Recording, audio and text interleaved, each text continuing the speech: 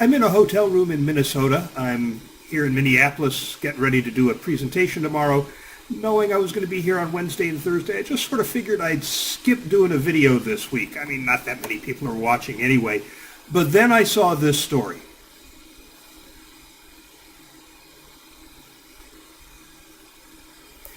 Wells Fargo, as you probably know by now, has paid a $185 million fine because employees created fake accounts for customers or forced unwanted accounts on them.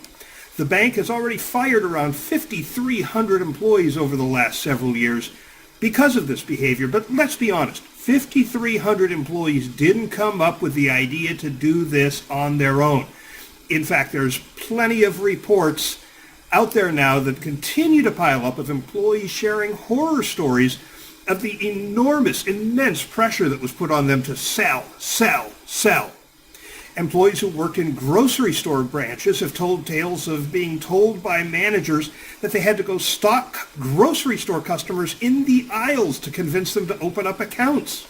Other employees have said they were forced into begging families, even at Thanksgiving and Christmas, into opening accounts so they could make their quotas, get their bonuses, which were really important because they were getting paid pretty close to minimum wage, and compensation was really based on bonuses, or even just to keep their jobs. Now, this is getting coverage just now, but the story isn't exactly new. See the sign this woman's holding?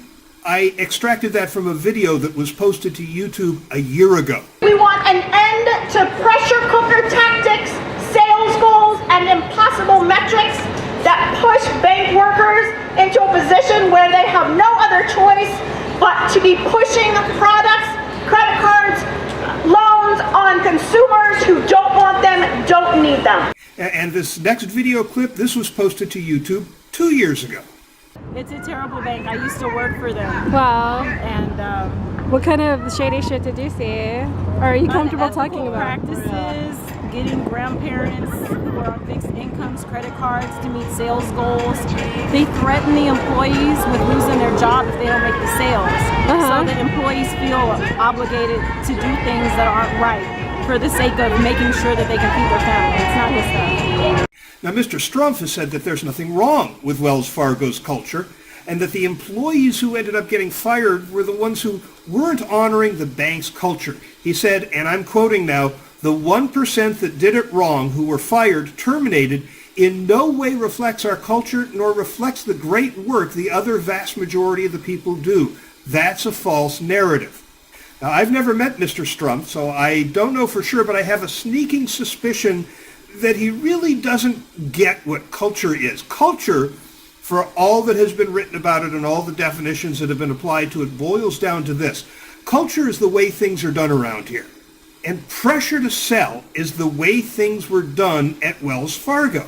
If 5,300 employees, many of whom were managers and above, were let go, you know there are a lot more who were engaged in this behavior because they were pressured to. And besides, you have former employees like Anthony Try who know it was part of the culture, who know that the higher-ups in the organization knew exactly what was going on.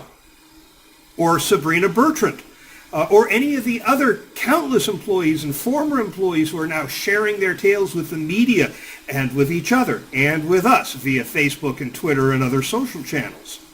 In fact, it's highly unlikely that employees who were put under this kind of pressure by their bosses had bosses above them who didn't know that this was expected of them, that this was the standard, routine mode of operation at Wells Fargo. Now, Mr. Strumpf has been trying to minimize the situation, noting that the bank employs 270,000 employees, so the 5,300 who were fired, just a very small percentage of the total, and they don't really characterize the entire staff. But let's talk about those 270,000 employees. Would you want to be one of them right now?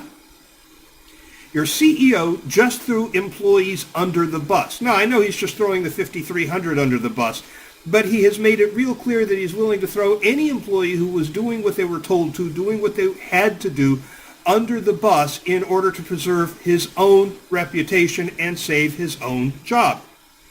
And by the way, let's not forget how employees are going to react to the fact that the highest ranking person in the organization who has exhibited some accountability for this situation, left the bank with a $125 million bonus. I bet the lowest ranking of the 5,300 employees who were terminated didn't walk away with anywhere near that kind of severance. So let me ask, how many people who were thinking of applying for a job at Wells Fargo are right now reconsidering? How many of those who are in the middle of the recruitment process are withdrawing from consideration? How many existing employees are busily polishing up their resumes? And those that are staying, you think they're going to be highly engaged employees? The last job in the world I would want right now is managing employee communications at Wells Fargo. What can you possibly say? What can you possibly do to start turning this around when leadership is being quoted in the press saying, it's not our fault, it's employees' fault? I mean, I know what I'd be doing if everything else being the same, Mr. Strumpf had said, I'm accountable, it happened under my watch, I am going to take some immediate and dramatic steps to turn this culture around. But no, it's employees' fault, and the culture, it's just fine, thanks very much. I also know what I'd be doing as internal communications manager if Mr. Strumpf had resigned, or the board had canned him. But as long as the senior leader keeps pointing a finger at employees and washing his hands of any culpability, any employee communication would be seen as disingenuous at best. And if I already had a job leading employee communication at Wells Fargo, what would I do? I'd quit. I'd be really interested in knowing how you would handle employee communications if that were your assignment right now at Wells Fargo. So leave a comment down there.